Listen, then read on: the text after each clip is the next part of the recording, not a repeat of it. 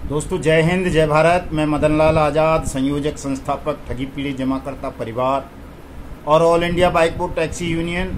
आज दिनांक 2 सितंबर 2022 को आपके समक्ष प्रस्तुत हूँ राजधानी दिल्ली से कुछ खास सूचनाएं, खास समाचार आप सब तक पहुंचाने के लिए। दोस्तों पूरा वीडियो ध्यान से सुनेंगे। आपके काम की बात है, आपके भुगतान की बात है। यदि आप पूरा वीडियो ध्यान से सुन लेंगे और मेरी बताई हुई बातों पर अमल कर लेंगे तो निश्चित रूप से आपका भुगतान आप सबको प्राप्त हो जाएगा बड़ी सरलता से।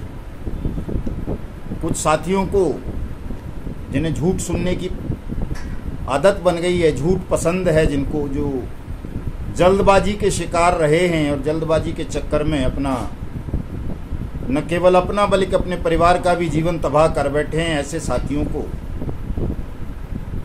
मेरी बातें पसंद नहीं आती, उनकी समझ में भी नहीं आती। लेकिन मैं आप सबसे ये कहना चाहूँगा दोस्तों कि यदि आपको सरलता से अपना भुगतान चाहिए तो जल्दबाजी करने की आवश्यकता नहीं है। जितना जल्दबाजी आप करोगे, कानूनी नियमों का पालन नहीं करोगे, कानूनी रास्तों को नहीं अपनाओगे तो ये जन्म तो छोड़िए, 50 जन्मों में भी आप या आपकी आने वाली संतानें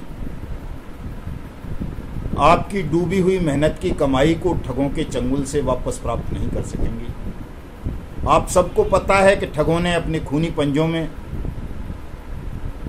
केवल आपको नहीं, देश के 20 करोड़ से ज़्यादा परिवारों को फंसा लिया है और वो इतना बुरी तरह से फंसाया है कि लाखों लोगों की तो गर्दन तक पहुंच गई है वो खूनी पंजा ठगों का। और लाखों लोग सुसाइड कर चुके हैं, लाखों सुसाइड के कगार पर हैं। और आप में से भी 90% लोगों को उन्होंने मानसिक रूप से इतना विकृत, इतना कमज़ोर बना दिया है कि आप सच क्या है, झूठ क्या है, न्याय क्या है, अन्याय क्या है, आपका पैसा मिलने का मार्ग क्या है, इसमें भेद नहीं कर पा रहे हैं, इसको समझ नहीं पा रहे हैं। और आपकी इस मन स्थिति का, आपके इन दुर्दिनों का ठग और उनके दलाल भरपूर फायदा उठा रहे हैं, भरपूर दोहन कर रहे हैं। इसलिए दोस्तों मैं आप सबसे अपील करूंगा कि आप पूरा वीडियो सुना करें मेरा, और हमारे इस YouTube चैनल युगांतर न्यूज़ को सब्सक्राइब जरूर कर लें ताकि आपको सत्य का भान हो सके, सत्य का ज्ञान हो सके। मेरे इस वीडियो संदेश को लाइक करें और जितना ज़्यादा से ज़्यादा हो सके इसे अपना धर्म, अपना फर्ज मानकर अपने तमाम जानने वालों तक इसको शेयर करें ताकि पूरा राष्ट्र जाग सके, अपने हक और हकूक को समझ सके और ठगों से लोहा ले सके, ठगों को परास्त करके, ठगों को जेल के सींखों के पीछे भिजवाकर उनके खूनी पंजों से अपनी मेहनत की कमाई को हम वापस प्राप्त कर सकें। दोस्तों जैसा कि आप सबको पता है, हमारी पार्लियामेंट ने, हमारे राष्ट्रपति ने, हमारे प्रधानमंत्री ने, हमारी सरकार ने 2019 जुलाई में आपके धन की वापसी के लिए ठग कंपनी और ठग क्रेडिट कोऑपरेटिव सोसाइटीज़ को बैन करने के लिए अनियमित जमा योजनाएं पाबंदी कानून 2019, जिसे अंग्रेजी में शॉर्ट में बर्ड्स एक्ट 2019 भी बोल देते हैं, वो बना दिया था, पारित कर दिया था, लागू कर दिया था देश में। और इस कानून में 2 ही व्यवस्था थी। एक तो जो भी कंपनी या क्रेडिट कोऑपरेटिव सोसाइटी लोगों के साथ ठगी करती हैं, डिफॉल्ट करती हैं, छल करती हैं, धोखाधड़ी करती हैं, उनको प्रतिबंधित किया जाएगा, उनके संचालकों को जेल के सींखों के पीछे भेजा जाएगा। और जिन भाई बहनों की मेहनत की कमाई को इन ठग कंपनी या ठग क्रेडिट कोऑपरेटिव सोसाइटीज़ ने धोखाधड़ी से हड़पा है, उनका पैसा उन्हें 180 कार्य दिवस के अंदर अंदर मैं ब्याज, मैं जुर्माने के 2 से लेकर 3 गुना तक सरकारें वापस करेंगे। ये 3 व्यवस्थाएं इस कानून की अनिवार्य रूप से हैं दोस्तों। लेकिन चूंकि ये कानून ठगों के खिलाफ है और ज़्यादातर ठग या तो सरकार में बैठे हैं, सरकारों में, या सरकारों में बैठे हुए लोगों का उनको वरद हस्त प्राप्त है, संरक्षण प्राप्त है। इसलिए चाहे राज्यों की सरकार हो, चाहे वो केंद्र की सरकार हो, वो सख्ती के साथ, सरलता के साथ बट्स एक्ट 2019 को इम्प्लीमेंट नहीं करना चाहती, क्रियान्वित नहीं करना चाहती, इसकी अनुपालना सुनिश्चित नहीं करना चाहती। और हम और आप भी बहुत आलसी हैं, बहुत उदासीन हैं। हमको अभी कोई ठग कह दे कि मैं अगले महीने आपकी पेमेंट कर रहा हूं, आप कोई कानूनी कार्रवाई मत करो, तो आप चुप बैठ जाएंगे, नहीं करेंगे, ठग पर विश्वास कर लेंगे। जबकि आपको पता है कि ठग 20 साल से यही कहते आ रहे हैं कि चिंता मत करो, मार्च अप्रैल में सबका पेमेंट कर देंगे, ब्याज सहित कर देंगे, प्री मैच्योरिटी कर देंगे, मैच्योरिटी से भी पहले कर देंगे, जो टाइम सुप्रीम कोर्ट ने दिया है उससे भी पहले कर देंगे।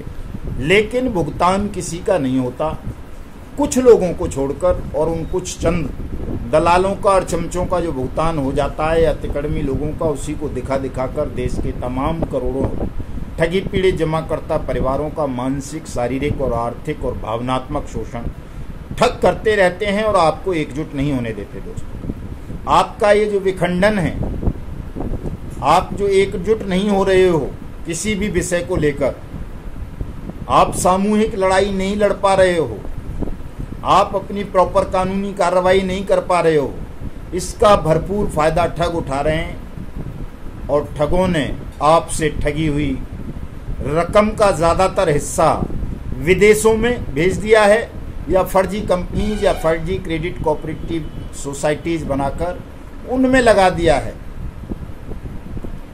और उसको सरलता पूर्वक आप या कोई भी वापस नहीं कर पाएगा। सबको पता है आपको कि सुप्रीम कोर्ट के आदेशों के बावजूद भी PACL और सहारा इंडिया का भुगतान आज 10 साल के बाद भी आप लोगों को प्राप्त नहीं हो सका है। तो जो देश की सर्वोच्च शक्ति है सुप्रीम कोर्ट, उसका आदेश ठगों ने नहीं माना, सरकार ने नहीं माना। महामहिम राष्ट्रपति, जिन्हें सुप्रीम कोर्ट के फैसलों को भी निरस्त करने का अधिकार है, उन्होंने 21 फरवरी 2019 को ऑर्डिनेंस पास करके तमाम देश की तमाम राज्य सरकारों को आदेशित किया, तमाम ठग कंपनी और क्रेडिट कोऑपरेटिव सोसाइटीज को बैन करके अविलंब 180 दिन के अंदर अंदर तमाम ठगी पीड़ित जमाकर्ताओं का पैसा वापस कीजिए। राष्ट्रपति के वो आदेश रद्दी की टोकरी में फेंक दिए गए, सुप्रीम कोर्ट के आदेश रद्दी की टोकरी में फेंक दिए गए।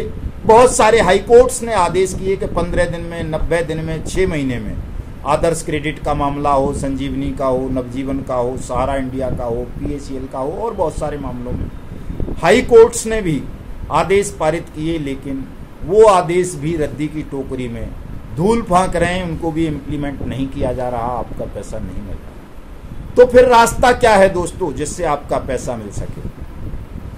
दोस्तों, आपके भुगतान का मार्ग है बट्स एक्ट 2019, और उसके साथ साथ जो राज्यों ने, तमाम राज्यों ने अपने लोकल एक्ट्स बनाए हैं, जिनको हित जमाकर्ताओं का हित संरक्षण अधिनियम बोलते हैं, वो वर्ष 2000 से बनने शुरू हुए। हिंदुस्तान में UNO की सिफारिश पे बने बाकायदा, जिनको PID एक्ट भी बोल देते हैं। वो महाराष्ट्र में है, मध्य प्रदेश में है, यूपी में है, हरियाणा में है, उड़ीसा में है, असम में है, JNK में है, हिमाचल में है, और आपका उत्तराखंड में है। मतलब देश के लगभग हर राज्य में PID एक्ट बने हुए हैं उनके, जो बट्स एक्ट से ही मिलते जुलते हैं। उनमें भी ये व्यवस्था है कि राज्य सरकार अपने राज्य के जमाकर्ताओं का भुगतान करेंगे और ठग कंपनीज को निषिद्ध करेंगी, बैन करेंगी। लेकिन 2020 से आज तक मैं समझता हूँ 100-200 मुकदमे भी किसी राज्य में PID एक्ट्स के अंतर्गत दर्ज नहीं हुए होंगे। मेरा अपना अनुभव है, बाइक बोट टैक्सी स्कैम का प्रकरण उत्तर प्रदेश में घटित हुआ, गौतम बुद्ध नगर में। उत्तर प्रदेश में सैकड़ों मुकदमे उसमें दर्ज हुए, लेकिन उनमें उत्तर प्रदेश का PID एक्ट नहीं लगाया, सरकार ने अभी भी नहीं लगा रही। जबकि 2016 में PID एक्ट बन चुका था उत्तर प्रदेश में। उत्तराखंड में 2005 बना, 2005 में बन गया PID एक्ट, वहाँ नहीं लगा। चलो, वहाँ की सरकार तो बट्स एक्ट के तहत दावे क्लेम स्वीकार कर रही है, लेकिन यूपी की तो करती नहीं है। यूपी के DM साफ मना कर देते हैं कि हमारे यहाँ इस तरह का कोई एक्ट नहीं है। जबकि गजट नोटिफिकेशन है 2016 का भी और 2019 के बट्स एक्ट का भी।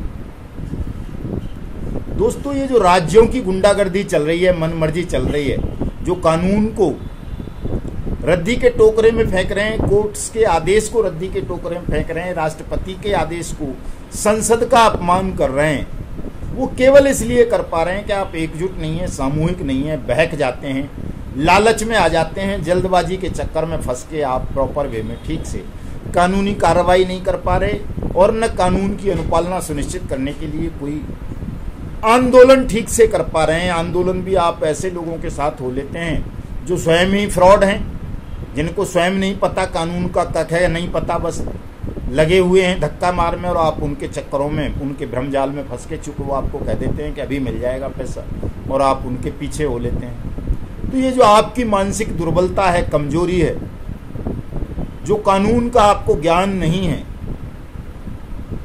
कानून की प्रक्रियाओं का आप पालन नहीं कर पा रहे हो, उसका फायदा ठगों के साथ साथ सरकारें भी उठा रही हैं। और ये लोकतांत्रिक सरकारें हैं, आपको सबको पता है, आपके वोट से चुनी गई हैं, फिर भी वो आपकी मदद ना करके आपको लूटने वालों की, ठगों की मदद कर रही हैं। ये बहुत बड़ा मतलब सोचने का विषय है दोस्तों। इसे सोचो कि जिनको आपने अपना वोट देकर कुर्सी पर बैठाया है, ताकत दी है, वो आपकी मदद ना करके उन ठगों की, अपराधियों की मदद कर रहे हैं जिन्होंने आपका शोषण किया है। तो ये हिम्मत सरकारों में कहां से आ रही है? आपकी अनभिज्ञता, अज्ञानता, मूर्खता और लालच के कारण आ रही है। दोस्तों, इसे त्याग दो, जागरूक हो जाओ, संगठित हो जाओ, सामूहिक रूप से लड़ाई लड़ो, अपनी कानूनी कार्रवाई जो आपके स्टेट के पीआईडी एक्ट्स हैं उनके तहत, बट्स एक्ट के तहत करो। बट्स एक्ट पूरे देश में लागू है। अगर कोई ये कहता है कि बट्स एक्ट मेरे स्टेट में, मेरे डिस्ट्रिक्ट में लागू नहीं है, तो वो झूठ बोल रहा है। ऐसे आदमी की शिकायत सीधे प्रधानमंत्री और राष्ट्रपति को करो, वित्तीय सेवाएं विभाग, ministry of finance, central government को करो। हर व्यक्ति को आपकी बात सुननी पड़ेगी, आपका पैसा देना पड़ेगा वापस, यदि आप बट्स एक्ट 2019 के तहत अपने आवेदन फाइल करेंगे, या जो आपके स्टेट का पीआईडी एक्ट है उसके तहत आवेदन फाइल करेंगे, तो आपका पैसा आपको वापस मिल जाएगा। दोस्तों, इसमें संदेह मत करो। लेकिन आपने कानूनी कार्रवाई नहीं की, ठगों के खिलाफ मुकदमे दर्ज नहीं कराए, आप ठगों के और ठगों के दलालों के बहकावे में आते रहे, तो आपका पैसा, जैसा कि मैंने बताया, आपकी संतानें भी प्राप्त नहीं कर सकेंगी, ठग उसको हड़प जाएंगे। दोस्तों, आप लोगों को जगाने के लिए, आप लोगों को संगठित करने के लिए हमने बहुत सारे आंदोलन किए हैं, आज भी कर रहे हैं, लेकिन चूंकि उन आंदोलनों में आप दिल्ली नहीं आ पाते हो, इसलिए इस बार का आंदोलन हमने घर घर तक पहुंचाने के लिए उसको ऐसा स्वरूप दे रहे हैं कि जो 15 नवंबर आएगा, भगवान बिरसा मुंडा, अमर शहीद साहब बिरसा मुंडा जी की वो जयंती है, और 15 नवंबर को हम स्वयं दिल्ली में एक राष्ट्रव्यापी सत्याग्रह आंदोलन का आयोजन करेंगे संसद भवन के सामने। पीआईडी एक्ट्स और बट्स एक्ट की अनुपालना सुनिश्चित करने के लिए सरकार से मांग करेंगे कि जो राज्य बट्स एक्ट की अनुपालना सुनिश्चित नहीं कर रहे, बट्स एक्ट के तहत मुकदमे दर्ज नहीं कर रहे, बट्स एक्ट के तहत ठगी पीड़ित जमाकर्ता परिवारों का भुगतान नहीं कर रहे, ऐसी राज्य सरकारों को बर्खास्त किया जाए आर्टिकल 356 के तहत। चूंकि यह आर्टिकल कहता है, ये धारा संविधान की है, वो कहती है कि यदि कोई राज्य कानून का पालन नहीं करता तो ऐसी राज्य सरकार को, सेंट्रल गवर्नमेंट को बर्खास्त कर देना चाहिए। तो बट्स एक्ट भी संसद ने बनाया है, पीआईडी एक्ट्स तमाम असेंबलीज ने बनाए हैं, विधानसभाओं ने, तो उनकी अनुपालना पूरे देश की कोई भी राज्य सरकार नहीं कर रही, इसलिए इनको किसी को भी शासन में बने रहने का अधिकार नहीं है। ये सब लोग शासन में बने रहने का अधिकार खो चुके हैं, और सेंट्रल गवर्नमेंट को तमाम उन राज्य सरकारों को बर्खास्त कर देना चाहिए जो बट्स एक्ट या पीआईडी एक्ट्स की अनुपालना नहीं कर रहे हैं। स्वयं वैसे तो सेंट्रल भी नहीं कर रहा, वो भी कोई ज़्यादा भले लोग नहीं हैं, लेकिन लफ्फाजी में उनका मुकाबला नहीं है। वो बोलते तो रहते ही हैं कि हमने लागू कर दिया, साहब पार्लियामेंट से करा दिया, हमने राष्ट्रपति के साइन करा दिए, एडवाइजरी जारी कर दी, ये कर दिया, वो कर दिया, लेकिन सख्ती के साथ वो भी कह नहीं पा रहे, कोई ऐसी गाइडलाइन स्टेट्स को दे नहीं पा रहे कि अगर आपने ये नहीं किया तो हम ये करेंगे, आपके खिलाफ ये एक्शन लेंगे, आपके अनुदान रोक देंगे, आपकी ग्रांट रोक देंगे, आपका जीएसटी का हिस्सा रोक देंगे, या आपके खिलाफ आर्टिकल 356 के तहत एक्शन लेंगे। यदि ऐसा कह दे सेंट्रल भी, ऐसा तो तब कहेगा जब वो ईमानदार हो। तो किस राज्य की हिम्मत है जो आपके पैसे को रोक ले, आपका भुगतान ना करे? किस राज्य की हिम्मत है कि वो ठगों को खुली हवा में सांस लेने दे? लेकिन आप दोस्तों एकजुट नहीं हो पा रहे हैं, इसलिए राज्य सरकारें भी आपका शोषण कर रही हैं, उत्पीड़न कर रही हैं, कानून का अपमान कर रही हैं। अन्यथा तो इसी देश में, हमारे ही देश में, अभी पंजाब सरकार ने पीएसीएल के मामले में कहते थे ना आप लोग कि कोई राज्य, कोई पुलिस कोई एक्शन नहीं ले सकता, लेकिन 2 राज्य हैं ऐसे। छत्तीसगढ़ हमारे ही देश का राज्य है, पंजाब हमारे ही देश का राज्य है। पंजाब सरकार ने जांच बिठा दी, कह दिया तमाम प्रॉपर्टीज को सीज करेंगे, नीलाम करेंगे और हम पीएसीएल के पैसा खुद देंगे लोगों का, पीएसीएल विक्टिम का। सेबी के भरोसे नहीं छोड़ेंगे लोगों को। आपने देखा होगा छत्तीसगढ़ सरकार बाकायदा भुगतान कर रही है 1.5-2 साल से लोगों का, पीएसीएल के लोगों का भी कर रही है, बाकियों का भी कर रही है। मतलब जितनी उसकी हैसियत है अपनी क्षमता के हिसाब से वो कर रही है, और पीआईडी एक्ट के तहत ही कर रही है। वो भी पंजाब सरकार भी बट्स एक्ट के तहत करने जा रही है, दिल्ली की सरकार करने जा रही है। दिल्ली में बट्स एक्ट की अनुपालना सुनिश्चित हो रही है, यहाँ दावे स्वीकार किए जा रहे हैं, एफआईआर भी लॉन्च हो रही हैं। उत्तराखंड सरकार ने दावे एक्सेप्ट करने शुरू कर दिए हैं, वहाँ एफआईआर हो रही हैं। राजस्थान में बट्स एक्ट के तहत हो रही हैं, लेकिन बाकी राज्यों में नहीं हो रहा। उत्तर प्रदेश, जहाँ का मैं भी निवासी हूँ, वहाँ न बट्स एक्ट की अनुपालना सुनिश्चित की जा रही है, न पीआईडी एक्ट उत्तर प्रदेश का जो है 2016 का, उसकी अनुपालना सुनिश्चित हो रही है। तो दोस्तों, उत्तर प्रदेश एक बड़ा राज्य है, बिहार है, मध्य प्रदेश है, झारखंड है, उड़ीसा है, वेस्ट बंगाल है, महाराष्ट्र है, हरियाणा है, हिमाचल है, जे&के है, और बहुत सारे राज्य हैं। तेलंगाना है, आंध्र प्रदेश है, कर्नाटक है, मिजोरम है, नागालैंड है, तमिलनाडु है, केरल है।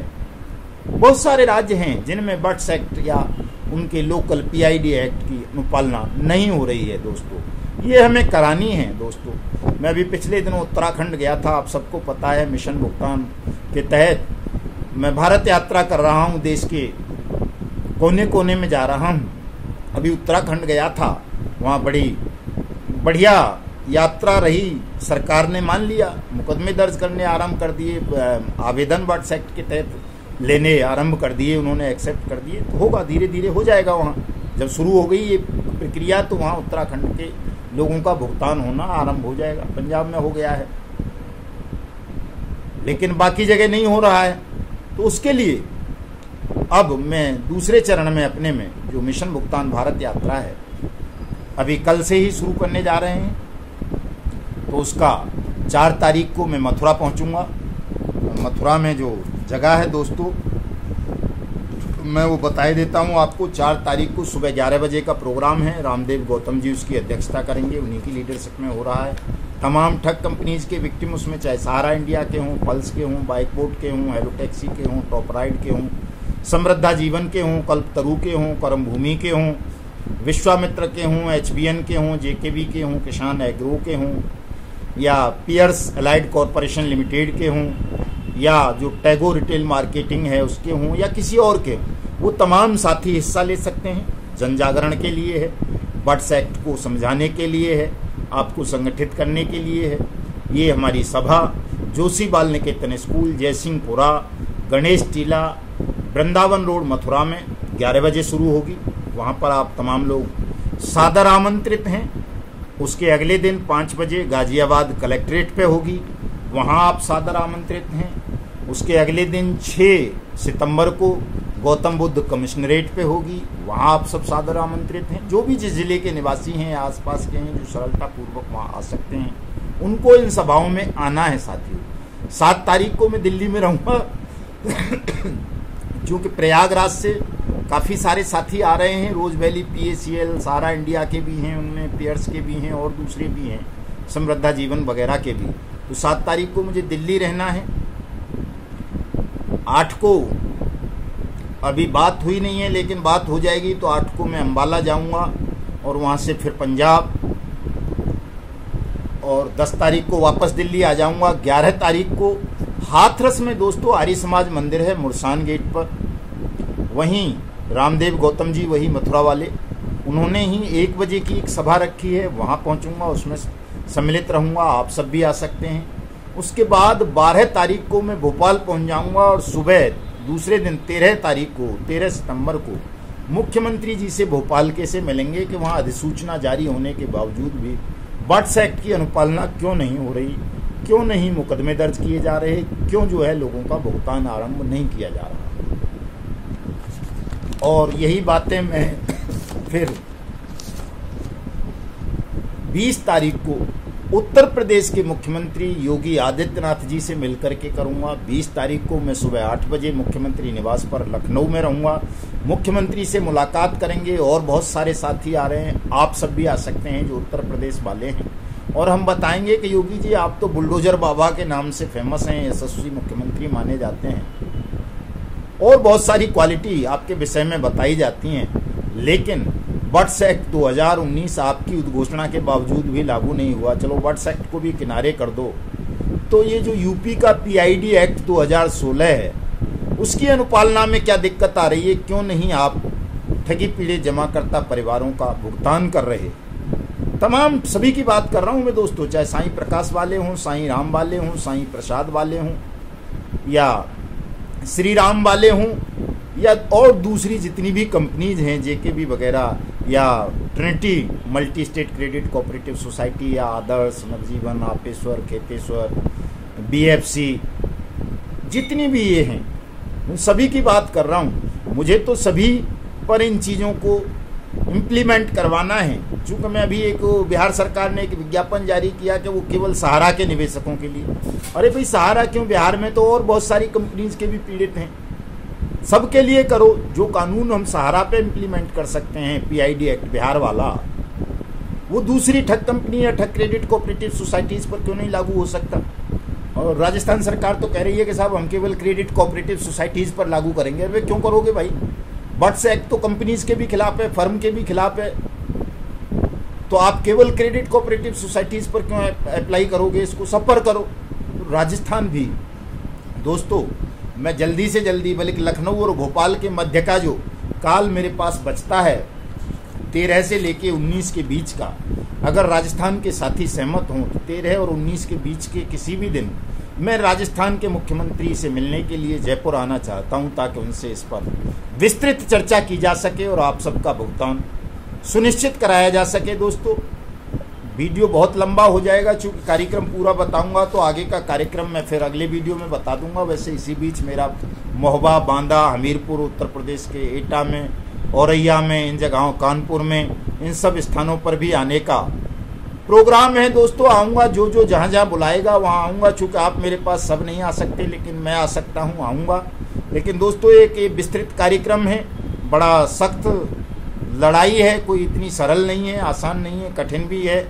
इसमें थोड़ा थोड़ा आप सबका धन से भी सहयोग चाहिए। तो जो साथी सामर्थ्य रखते हों या इच्छा रखते हों, सामर्थ्य से वैसे कोई लेना देना नहीं है, क्योंकि सामर्थ्य तो सभी की, मैं जानता हूं कि सामर्थ्य खत्म हो चुकी है, लेकिन यदि इच्छा शक्ति होगी तो सामर्थ्य तो पैदा की जा सकती है।